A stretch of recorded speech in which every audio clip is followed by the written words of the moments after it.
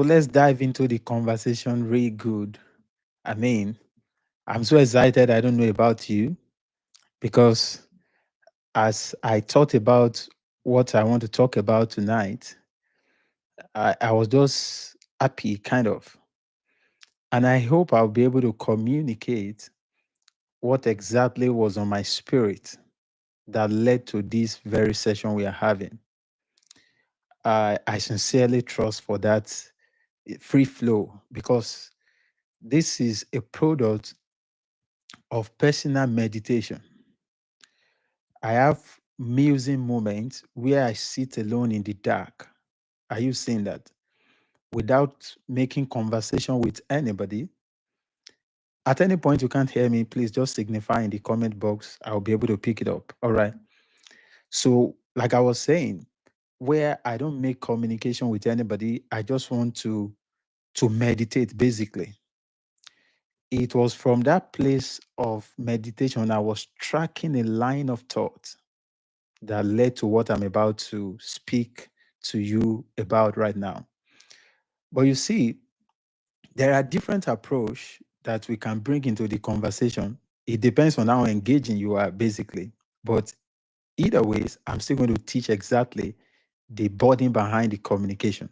I may decide to take away some of those things I want to bring on board.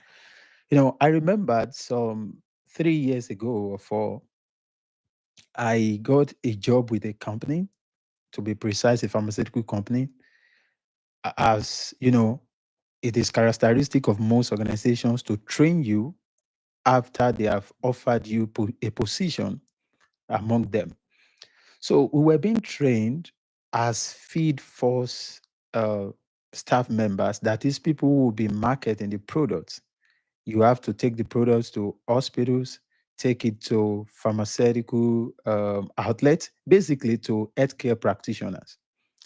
So after the training, they taught us everything that formed the basis of the product we're trying to sell, how effective they are, their safety profile, every of those things that you think people who should help you move this product needed to know. So after the training, they now put up a day for what they describe as role play. Are we together now? We've been trained. We were listening to some of those things they were teaching us. In fact, they have repeated a couple of statements that we've heard this at some point. Why are you repeating it again? So just pay attention to what I'm saying. On the day of the role play, they were calling us one after the other. I mean, the medical representatives in training. And you will choose your preferred pharmaceutical product and detail it. What we call detailing is you speak about it as though you want to convince a consultant to start prescribing the drugs. Are you seeing that? So now don't forget, we were taught how to do what we wanted to do until we got to the point where we were the ones doing the role play ourselves. Now, I remember my manager had to show me a template of what they would expect me to do, and just the way they did to other colleagues of mine. But the moment we got to the point where we started speaking, we realized that the fact that you have the script does not mean you have mastered your role. Please pay attention. Even though they showed us that this is exactly what we were expected to do.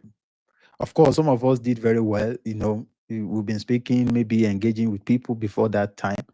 But in the course of the delivery, we could pick up one or two things that we did not even do. In fact, I love the board so much that before they will critique what you've done, they will ask you, in the course of your delivery, what do you think you did not do better that you could improve on? They were asking us those kind of questions. And I remember I said, okay, at also point, I felt I could have done it this way just immediately. And they said, of course, my observations were right. So after that, I paid keen attention to how the improvements started coming, especially when we got to the feed. Through repetition, we were doing it consistently. Then at a point, without checking any document, I could speak about the product.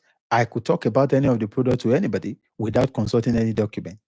That is role play, but through practice, it becomes internalized. Then you can manifest it with little or no preparation. Are you seeing that? That was something that had a template. Let me now relate it to real life.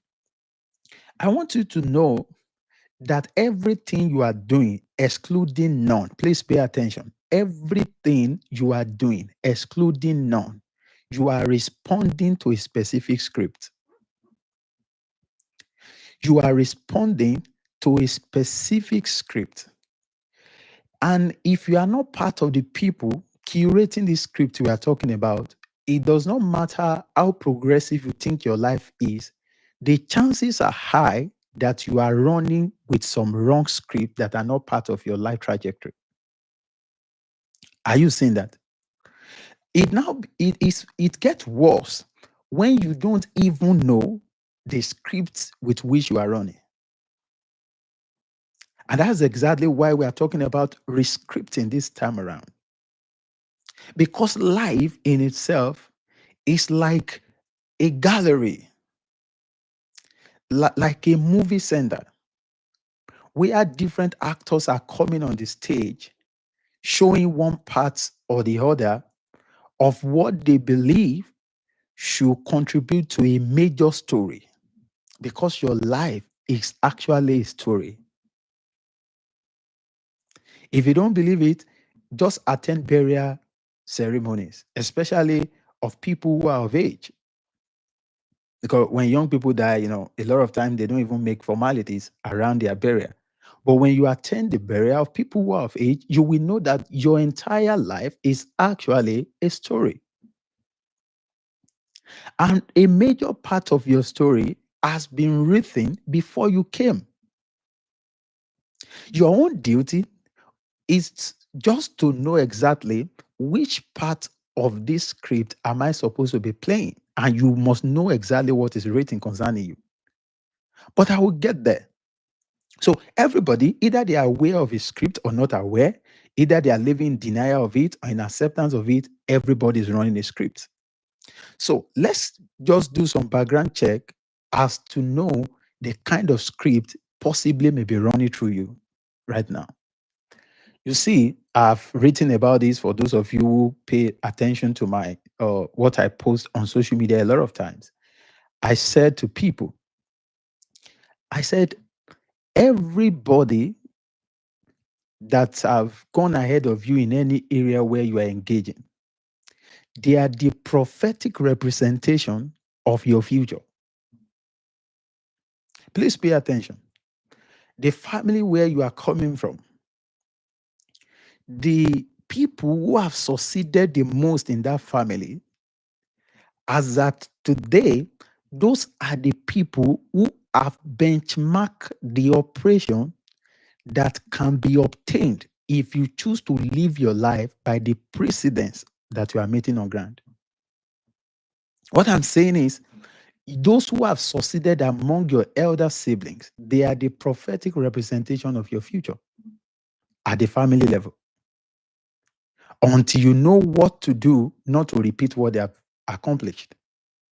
Meanwhile, if those who have risen among them, they knew more than you are paying attention to now, that that point where they reach, you can't even reach it with best effort. Let's now say those who have, attained the highest level in your family, if that highest level they have attained is not the place you feel should be the best you should attain, then you need to pay double attention to what I'm about to teach than other people. Are we together now? That's at the family level. That's at the family level. Let's now bring it to the place of work where you are operating. Maybe you are working in a firm and just as entry level staff, you've been there for 2, 3 years, or you just got there not too long ago. Pay attention to people who have spent 10, 12 years in that place of work. Because now, don't live in denial. We are not saying you should become exactly like them. But if you don't pay attention to the communication, you see those people, those are the pictures of your future that is on display in front of you. Are we together now? Because everybody is acting, believing that what you are doing is the right thing to do. A lot of times. A lot of times. We are living with an assumption that what I'm doing is the right thing. And I make bold to tell you that it is possible that you may know how to do things right, but you may not know how to do the right things. And if you learn to do things right without doing the right things, your life will still be wrong overall. That's how critical it is. Now, I've spoken about your family background. I'm speaking about the area where you are engaging now. Let me move it again to your religious environment, the atmosphere that surround your place of worship. And I'm not talking about aesthetics yet. I'm still talking about predominant ideology. So the people you company with, the people you work with, the people you spend time with, the people you fellowship with, they are going to determine how, you see, what your life will become in summary. It is not a motivational statement. These are statements that have been proven historically, and you see, across continent, there is nothing that can disprove them anymore.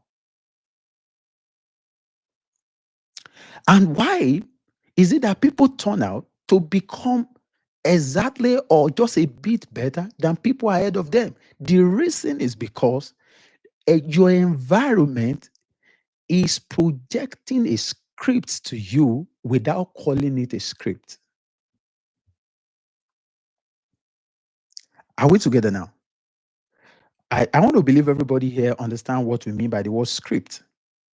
Basically, I was in drama department in my undergrad while I was in school at Anglican Student Fellowship in Ondo State that time.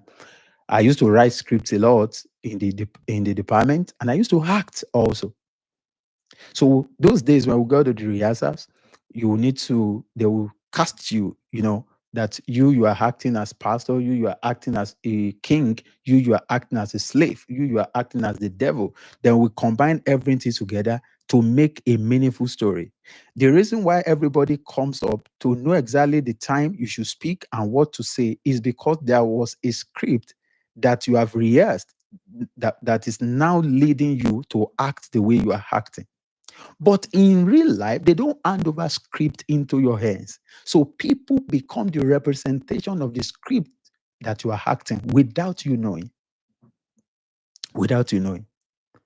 I've thought around that. So let's just take that as the background. If you can understand what I'm saying so far, just type in the comment box that I am getting it. I'm getting it. I'm getting it. Are you seeing that? So having said that about the idea behind life scripting, I want to talk to you how you can rescript yourself out of wrong patterns in case you have observed one or many patterns you don't desire to see in your future. The truth of the matter is, it is not everybody, all right, that really needs a rewritten story. Oh, yeah, it's not everybody. But the truth also remains that majority requires a new story, a new script, a new agenda to power their lives. All right, I can see that. I can see that. Thank you for bringing that on board. A lot of people, they really need that, alteration of existing realities around their life. That's number one. Now, number two, if you have observed the kind of stuff, the gaps that I'm talking about, I want you to know that you have been able to observe the gaps does not mean you are not going to repeat the pattern automatically. A lot of times, what people were trying to fight or the things they were criticizing in the lives of people ahead of them, when they get to the point where they are now the one in charge, it becomes very clear to them that they are doing exactly or worse than the people they criticize. I watched a young lady who was giving birth to, you know, out of wedlock. And I saw the incredible level of disrespect this young lady was giving to the mom on the basis of, the stories that surrounded her birth were not really funny. True life stories. I didn't read this in books or watch it in a movie. I saw it. And in my very eye, the same young lady grew up all to also get pregnant before even getting to the university. So I have different examples that I can cite, right now to tell you that the fact that you can find the fault does not mean you know how not to repeat the mistake. Are you saying that?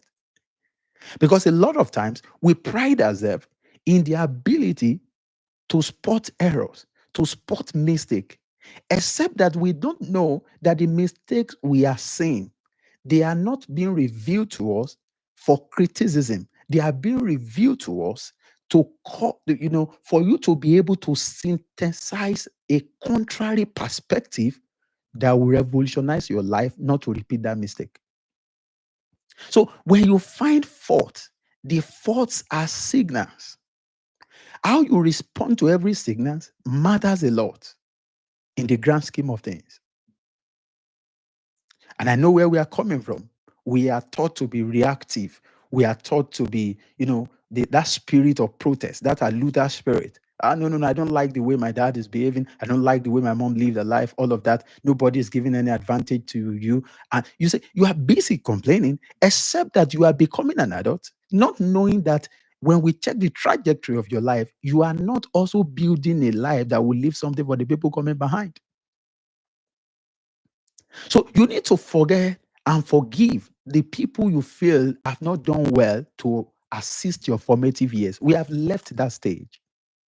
I've taken a lot of time to teach around that. We have left that stage. It doesn't matter how disadvantaged your background was or is as we speak. Just understand that you will have no excuse in your old age to tell your generation the reason why you fail. It will be an untenable excuse. Even though we are aware that the script around you might not be the script that allow people to fulfill their potential. It may be certain, it might have been scripts that are characterized with limitations. But I'm saying, even if that's the reality, they are insufficient to be your excuse when you get to the time where the annals of your life will be chronicled in your generation. So for that reason, you need to pay attention to what I'm saying. You need to pay attention. So there are about 4 things I would like to call your attention to take you out of wrong narratives and wrong patterns. And that's what I mean by rescripting. Rescripting. Rescripting. See, some of you are speaking languages that are strange to your background, but you don't know. But you don't know. And if you don't know, you will speak the language all for your life to still be like theirs. So when you observe that your language is strange to your background, it's not the kind of things you are talking about, they are not the common conversations in your daddy's sitting room. Are you seeing that? Then at that level, you need to orient your lifestyle and action towards the new languages you are speaking. Not that you are just speaking it without, you know, aligning your life to it. Because there are people whose statements are full of wisdom, but their lives result are testimony of foolishness. Are you seeing that? And the reason is because they read without paying attention to their lifestyle and actions, not knowing that your action supersede what you are reading. If what you are reading has not translated into action point, you are only entertaining yourself with knowledge, you are not acquiring knowledge. Oh, yes, you are not acquiring knowledge. At best, you can talk to people about it, except that at the point, nobody want to listen to you because your life is a departure from what you are talking about. From what you are talking about. So the first thing, all right, that you need to first pay attention to, if you have observed that certain things around my background, they are not supportive to the kind of future I trust God to build through me. The first thing, all right, you need to do is to determine under God, how do you want your life to end? And if you have attained the age of 18 here, you are not too young to have this perspective and bring it on board tonight. I read a book years back. It was Stephen Covey that wrote the book, and I recommend the book to you also for those of you who read.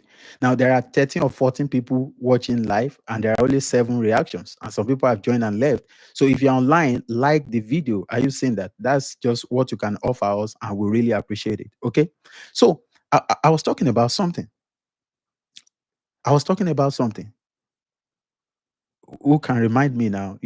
Sometimes when my mind moves like this, moves in a way I can be, not too stable to pick my point. But I will pick it if you can't remember, anyways.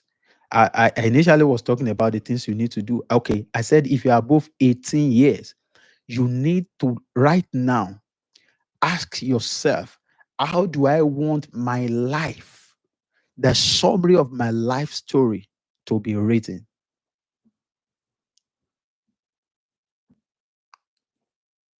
Yeah, thank you. Thank you. I've seen that now. You need to ask yourself.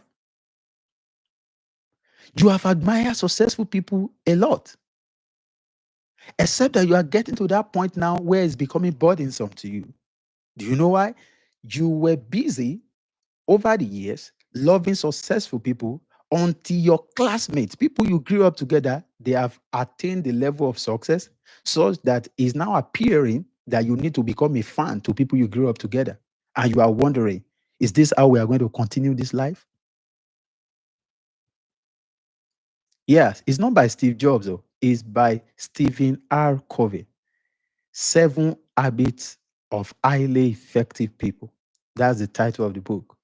Stephen R. Covey was the one that it's a very popular book, one of the best selling authors of his time. And I think he's still alive, anyways. I don't know. But you can check him out. He's alive, not that I think. I think he's a psychologist and a very prolific writer at that. His materials will bless you, but I'm not here to talk about him though. Are we together now? But in his book, I think he mentioned it this way, that you should live your life with an end in view. That you should live your life with what? With an end in view. Now, the thing is this: if you don't determine with precision the kind of future you want people to trace you to, are we together? I like you to know that your chances of ever becoming a successful person is too slim when you are not precise about where they can trace you. It was Miles Monroe that said it years back, that purpose is your final address. The evidence that you are living a life of meaning is that people who have met you some 5 years, 4 years, 10 years ago, depending on if they have met you at the time when you have started fulfilling that purpose, if you lose contact, they should be able to locate you without making too many inquiry, because your purpose determine the area of engagement where you should be found. So that was why the man said, your purpose is your final address. It's your final address. So if you don't have a definite kind of future you are describing, and desiring to get to, and you are already an adult. For a young person, that's not really their worry. They just want to go to school, do one or two things, make their parents proud. I'm saying when you attain full adulthood, if you don't determine with precision, this is the area I trust God to engage in my own days and time, then you are halfway from being successful. I mean, halfway departed. That's what I mean, not closer. Not closer.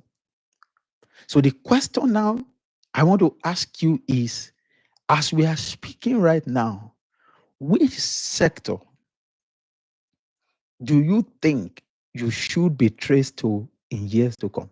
Or right now? Now, I know a couple of you here that you are already engaging seriously. When you look at someone like um Shikemi here, Stella is engaging in the agri sector. That's very glaring. When you look at someone like Gabriel is in Canada. Gabriel is engaging in the mining sector. And I'm still teaching, but take this moment to write it out if you already know. Now, some of you here, you are above 25 years now. If you can't answer what I'm saying, you have missed a lot in what we call maximizing life season. If at 25, approaching 30, you don't even know. You see, it's better for you to be determined about it, a direction, and at the end of the day, not even be found there, than for you not to have any that you are propelling towards. Oh, yeah.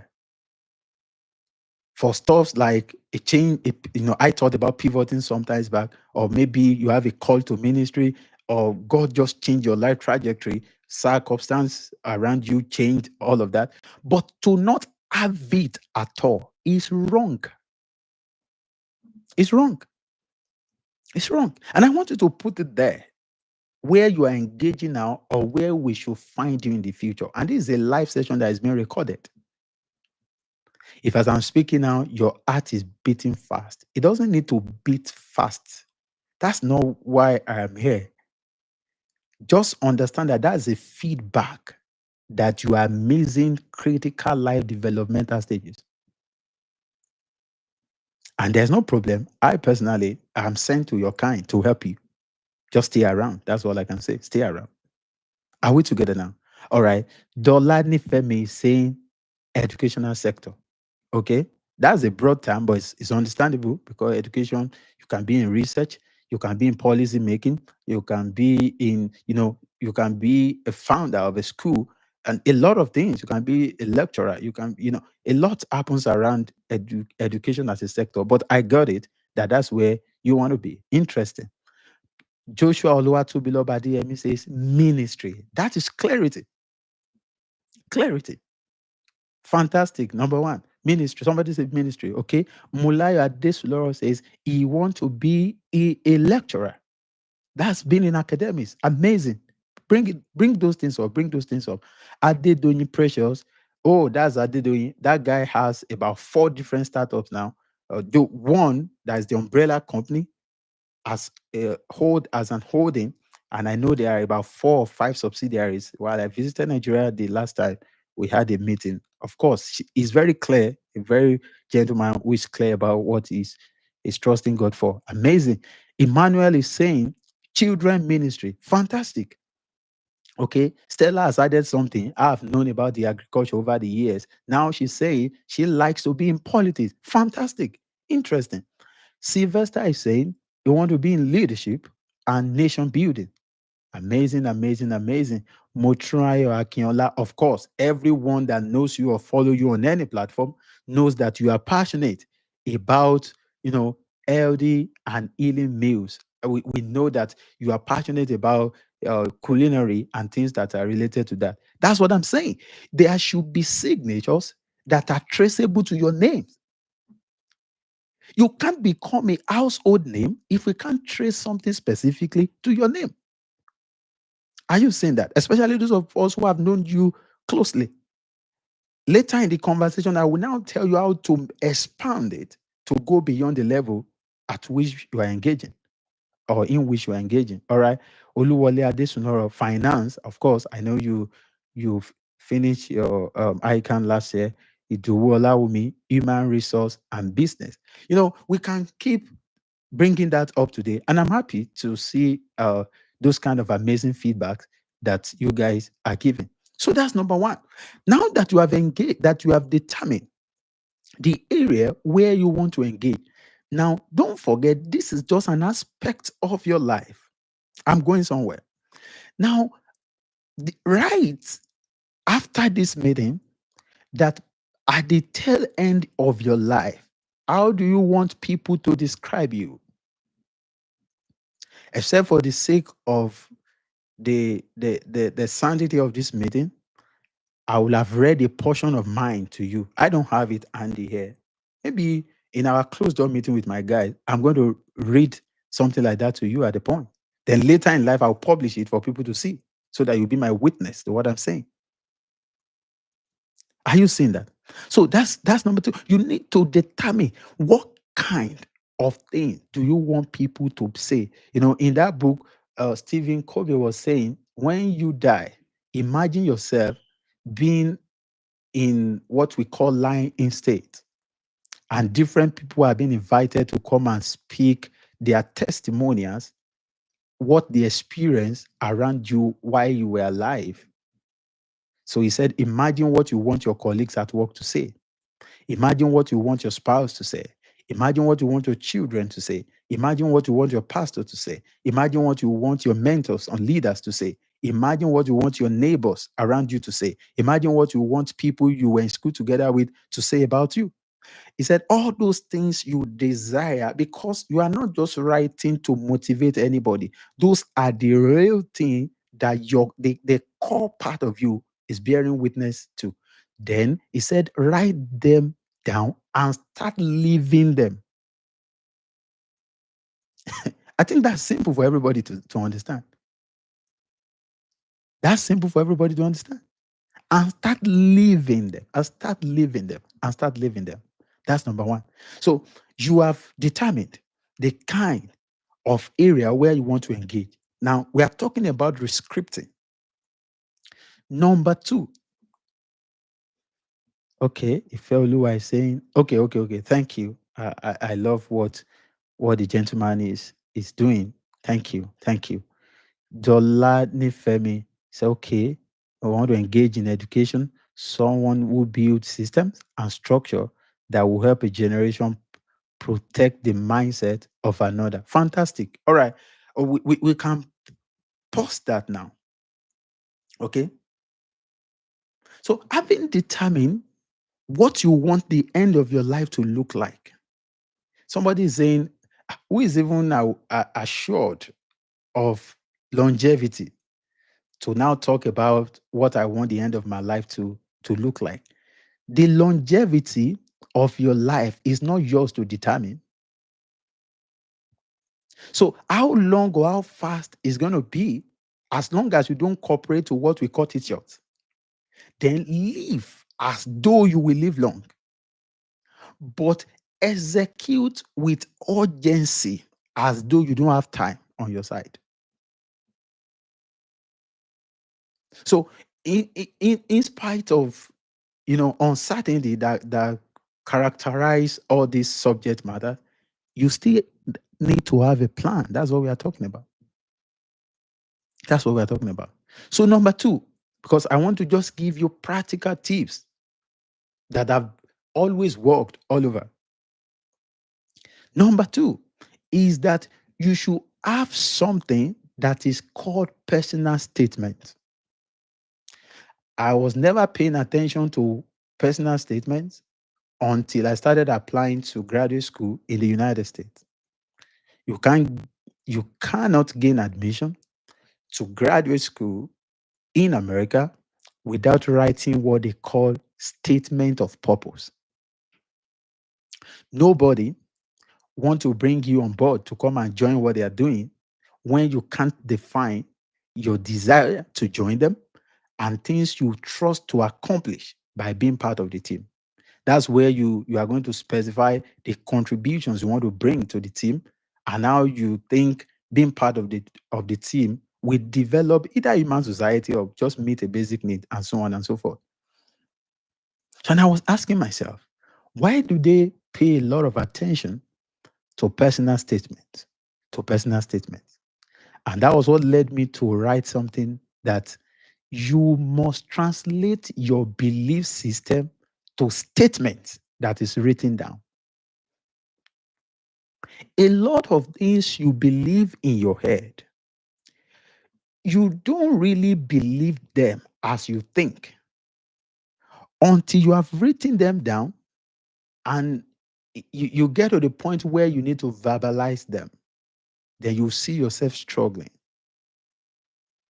I remember sometimes back, I'm talking about myself this time around. Somebody asked me a question, and I had to go back to my room to pray after that conversation. The guy mentioned a very, you know, of course, he was talking about somebody who is elderly. He said, and a highly accomplished person, and he said, Wale, I said, yes, sir. Do you know you can do more than so man has done in his generation? I'm being honest with you guys. I couldn't say yes because I was like, really? That was the day it occurred to me that some of these positive confessions we are making, we don't even believe them. Because, speaking on basic platform of conversations, we have made boast of doing bigger stuff than what that guy said. But when we got to that point, I realized I wondered, really?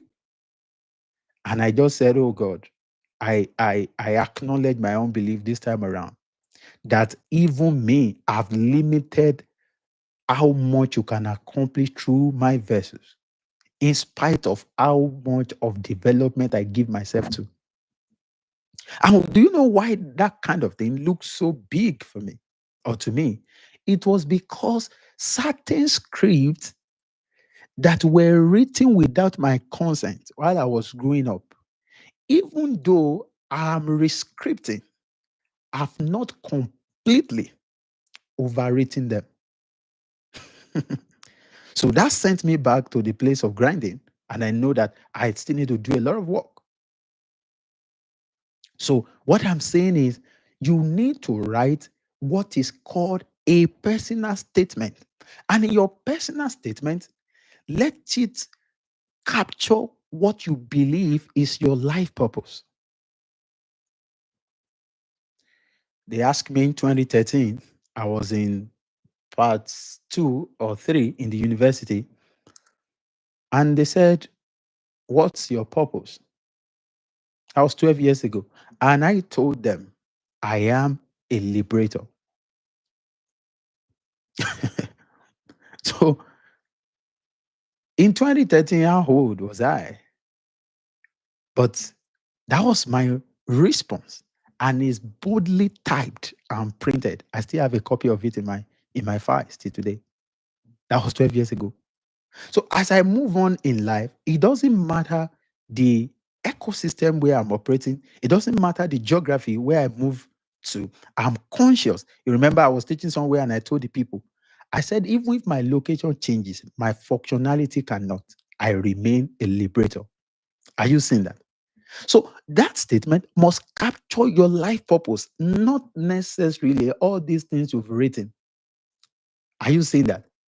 So for me, I am a liberator. That is the broad vision. It must be captured.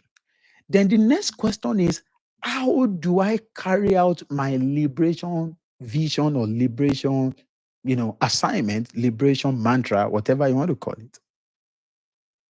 Are you seeing that? That's why I would have loved to bring my diary so that I can read it to you. Are you getting what I'm saying? I want to make this conversation very simple so that after now, you know exactly what to do. I don't want to just sound spooky, sound deep, sound so intelligent, and be giving you all kinds. No, no, that's not my aim. Are we together now? So you need to have that. Therefore, in your personal statement, your writing must have, you know, you must have overcome everything that used to be part of the script presented to you naturally. This is where it gets serious. If your dad retired as a school principal, in your personal statement, you can't just write, I want to be this, then how to become it, I want to also be a school teacher. Maybe at best, your dad retire as school principal. You can retire as I don't know what do they call those things, tutor general. I remember if you become a tutor general in Nigeria, that's something like permanent secretary. I think that's the highest level in civil service. All of that, and we thank God for people whose trajectory follow that direction. They made visible impact in their own time. We appreciate them. Teachers taught us, lecturers are still lecturing us now, and we are grateful for all of them. Some of you have to become that. So, no doubt about that. But what I'm saying is, in your personal statement, you need to elevate the target to, in multiple times, exceed the highest accomplishment of the people who wrote the script that govern your formative years. If you miss it at this point, the only thing that can really help your situation will be that God will link you up to someone who does not have your kind of background to hold your hand. If that is taken out of the equation, it doesn't matter the effort you apply. You just realize that your script is an advancement of the previous one we are talking about. Now let's talk about, in writing personal statements, what are the things you need to pay attention to?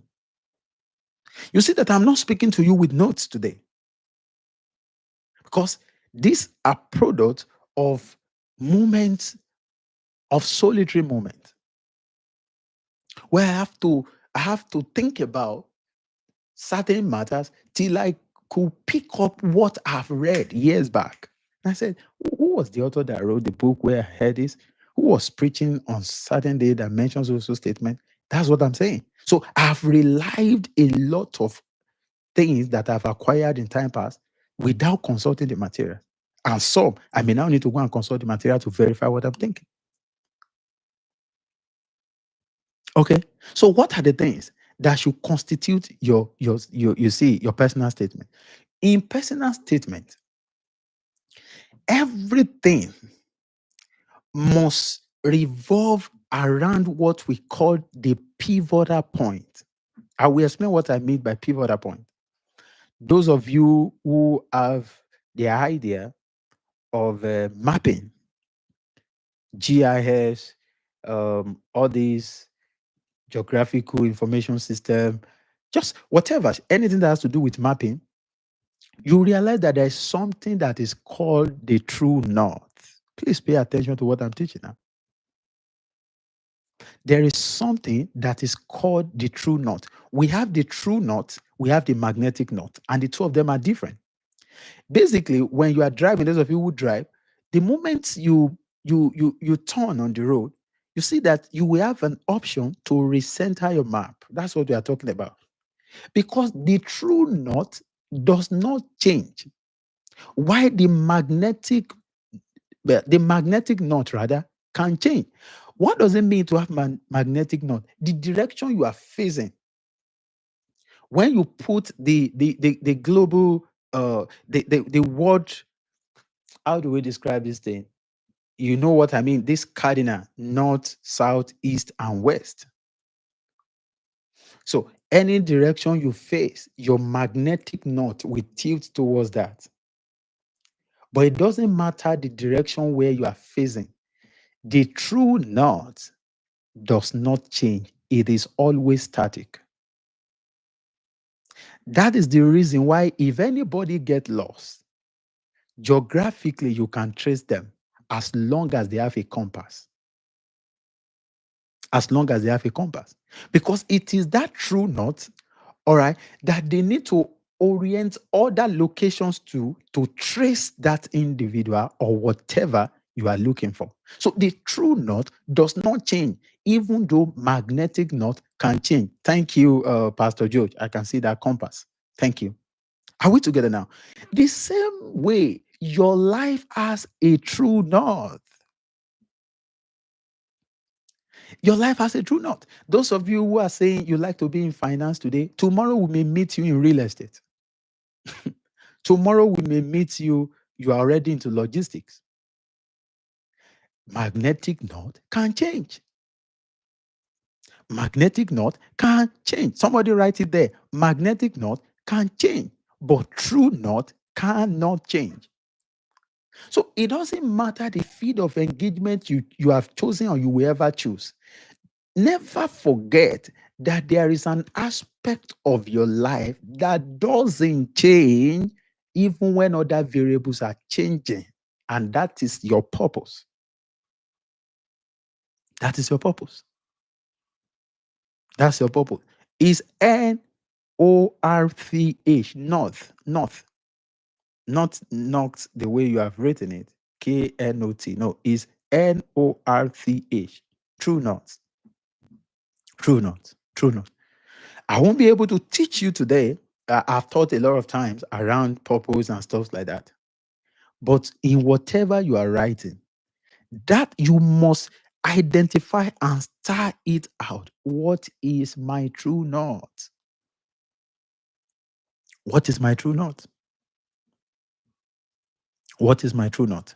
Because the moment you abandon your true north, you may succeed with your magnetic north, but you will never know fulfillment. A little wonder why certain millionaires in dollars ended up committing suicide. They ended up committing suicide. So there is true north, and there is what? Magnetic north. Now, I want you to see your life as a nation.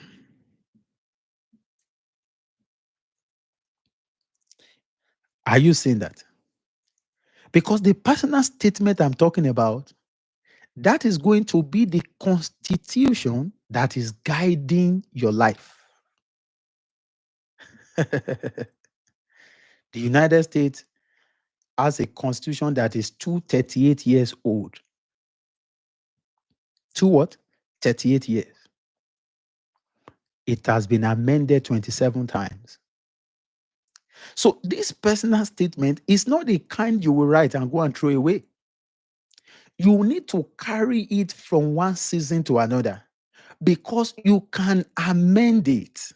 But that original document, if it was written while your spirit is alive, when you clock 80 years, you cannot be in total departure from what you have written. If you're in total departure, it means the day you were writing it, you were writing that in the flesh or in foolishness. Are you seeing that? So your true north must be captured there by talking about what am I living for? What exactly is my life all about?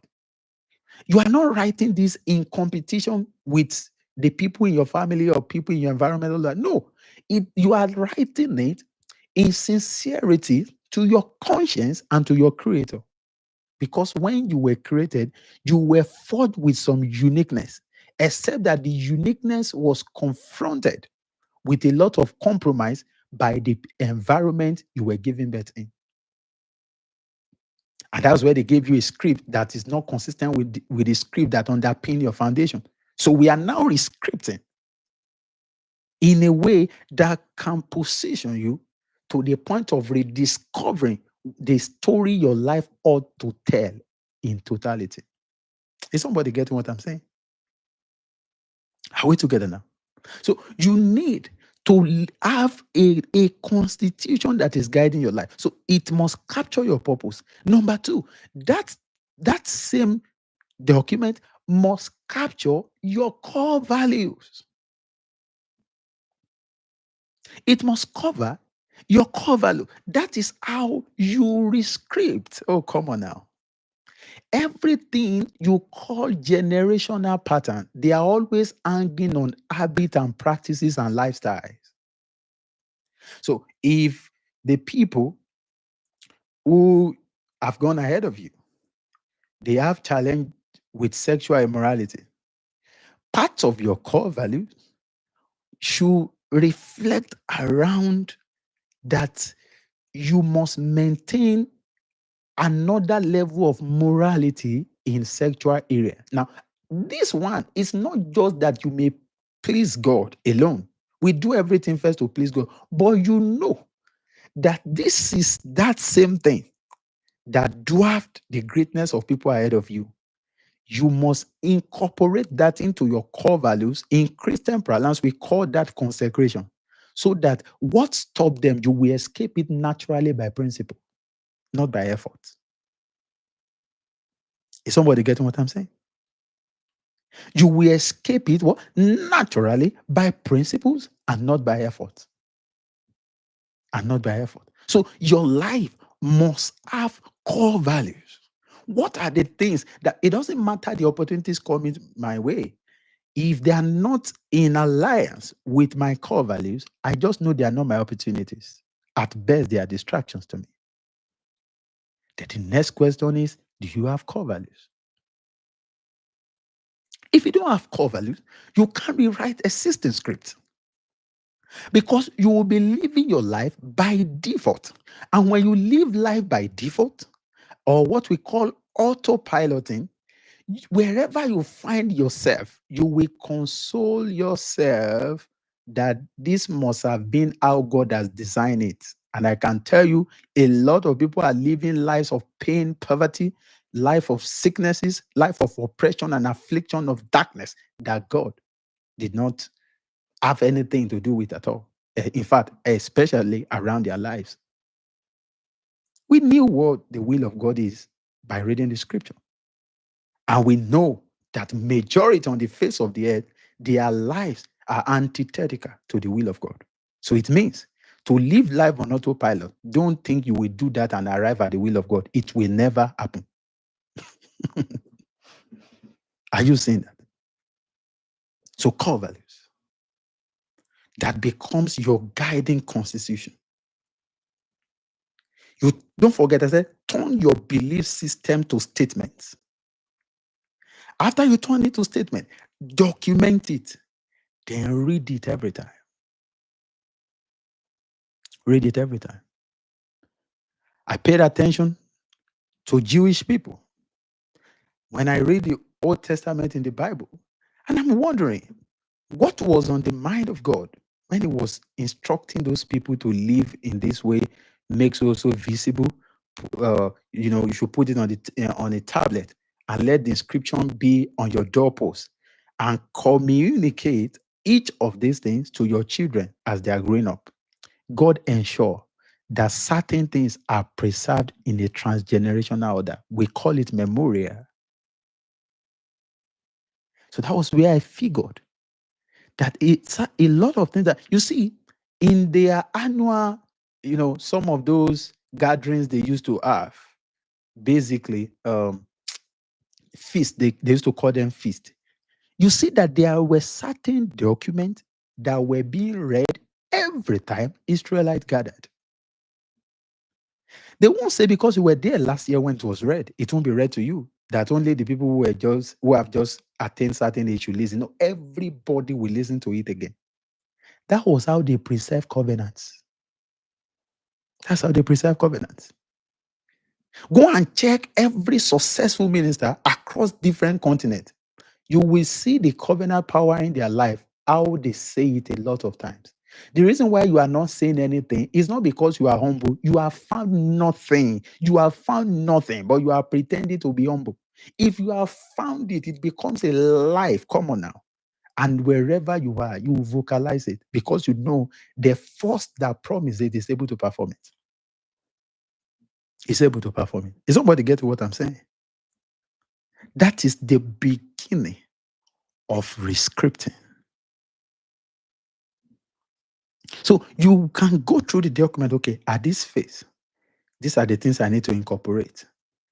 But you cannot, that cannot be constitutional amendment, not alteration. Now, I'm not ignorant of the fact that the 29-year-old Constitution of Nigeria, 1999 Constitution has been amended, if I'm not mistaken, about 16 times. So that we don't even have a constitution anyway, because we are working with a constitution that does not have a preamble. So don't think I decided to amplify America. That's why I'm not making reference to my home country. No, there is a lot of irregularities around what we call Nigeria Constitution. It doesn't have a preamble. Not only that, it's reflecting a regional sentiment. So let's leave all of that. Are we together now? So your life needs to be angulated around core values that will allow you to naturally live in the required code of conduct to accomplish the vision that God has given you. I'm about to, I'll begin to descend now. You know, when you fly, the pilot will announce to you that you should fasten your seatbelt. We are now moving closer to our destination and we are beginning to descend. And you will feel it anyways. So I'm about to descend in this teaching now. I'm basically telling you, I want to conclude for tonight before before I take questions. The lawyer in the house is saying Nigeria Constitution has a preamble. Okay. We'll talk about that after now. That Nigeria Constitution has a preamble. Okay. I hear you. Are we together now? Finally, I want you to know that your life is one, even though it has different compartments. What I'm about to teach you, oh my goodness, it will help you. Let me just put it like that. You know, for instance, for me, I'm a husband to my wife. I'm a father to my child. To guys on Carrie's platform, I'm a mentor to them. In Light Nation, I'm an associate pastor under the leadership of our presiding apostle. Are you seeing that? Where I work, I'm an employee under my boss. Just be paying attention to what I'm saying. To my parents, I'm their son. To my siblings, I'm either a brother or a sister to them.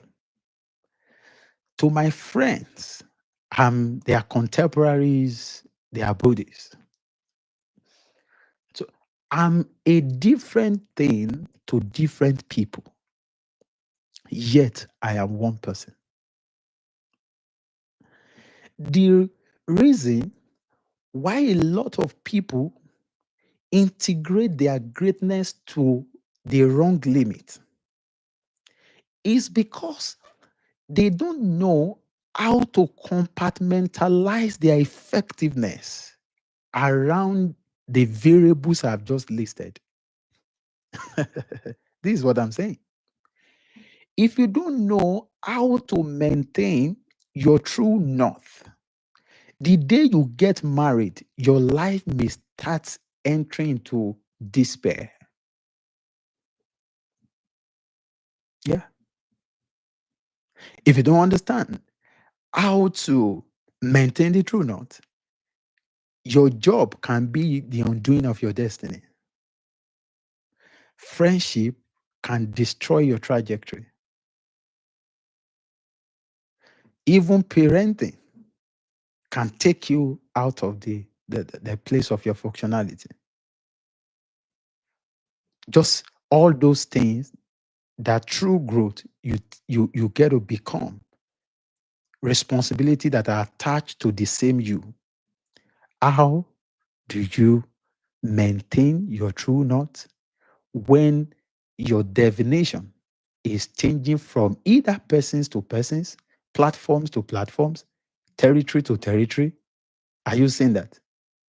How do you maintain that reality? Oh, yes. Oh, yes. How do you maintain that reality?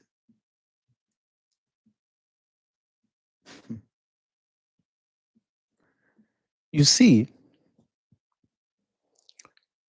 let me just say this as I close. Everybody that comes around you, they are not putting the same demand on you.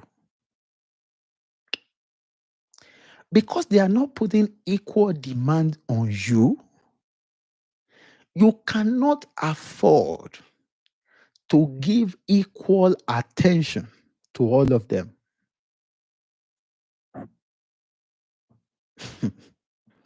Now, I don't know the level of life you are in. I can't tell. I know some people who are at this level, some who have been there for years, but some of you, it may take you another 5, 6, 7 years before you get to the level I'm describing. The level I'm describing. But what I'm giving you is the key so that added what ought to be progress in your journey will not be the reason why your script will become mad. MARRED or MARED. So because they don't place equal demands on on your core, you cannot afford to give equal attention to them. So what should you do? This is the problem. Certain people, certain ladies, they got married, and immediately they got married, they don't even have anything they feel their life is all about than to satisfy their husband. So they become reduced to kitchen assignments, bedroom duties, and all of that. Later, children will be coming in. And you just summarize the life of the lady and you realize that fulfillment died on the day of marriage, except maybe for those who have pleasure in raising children. Because women, listen to me, before you talk about any other major purposes, I like you to know, not even women, parents generally, raising your children to become who God will want them become is a major part of your life assignment that you must not fail at. That's by the way. But this is what I'm saying. There are things that gets to people's life and somehow their journey will just scatter. So what should you do? You must not allow anything to take the center stage of your life. Rather, let everything become a network that is propelled towards your true north. I wish I have a drawing to show you. When you draw a cycle and you have a center, when you use a compass to draw a cycle like this, a perfect cycle, you can begin to draw different diagonal lines to form an angle towards that center. That is the thing you should do with every aspect of your life. Angulate them towards your center. Don't let any of them come and replace the center of your life. I cannot explain it more than that. And finally, sometimes I have finally and conclusion, I finally and I conclude again. Finally, the story your life is telling,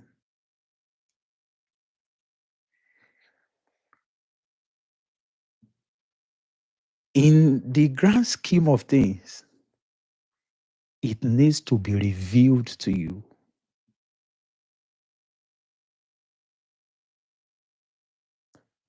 And you see, don't wait all your life for it to be revealed before you start living.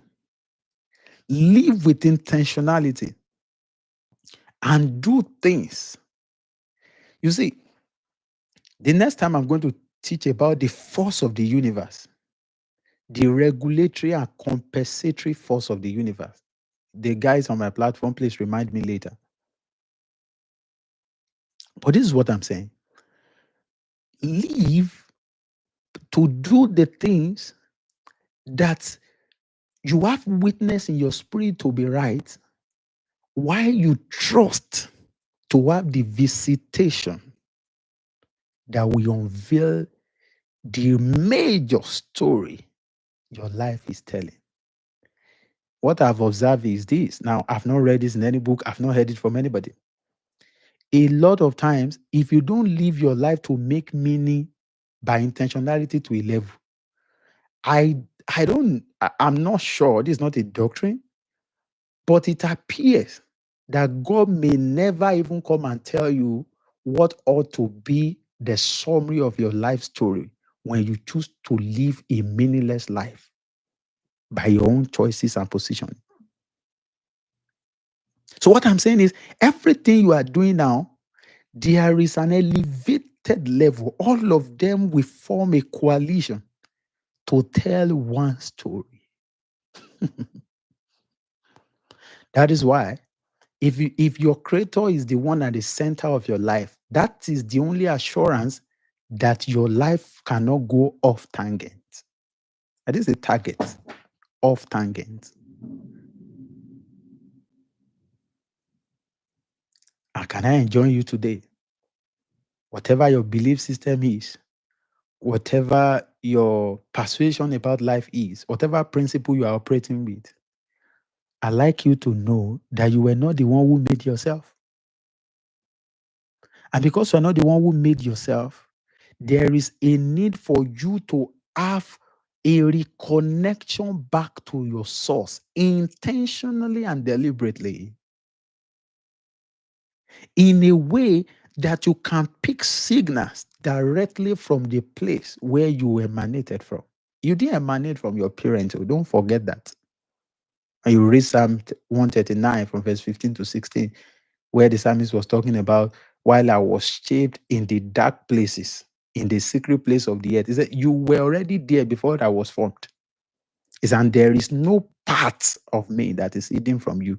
He said, because even my breath and everything, they've been written in your book. So there is a script. So all I've taught before now is you rescripting the narrative imposed by your environment or your family background. You might have succeeded at that level and yet still be suboptimal in the plan of God when you don't know your creator.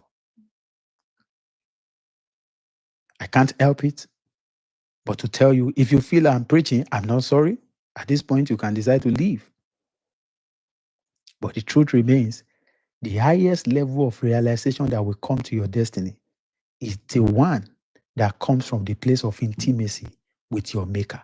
Even if you have lived a life that is a total departure from your storyline, that is the one who knows how to bring you back to your true north. You cannot be far gone that he can't restore you to his will. And I'm giving you this moment while I'm preparing to also take questions. If this latter part resonates with you, that you want to be restored back to your maker, send me a DM immediately after now. I can't be busy not to respond to that one. Oh, never. Send me a DM and we'll take it up from there. Once again, thank you for joining this broadcast tonight. I believe I've taught a part of it.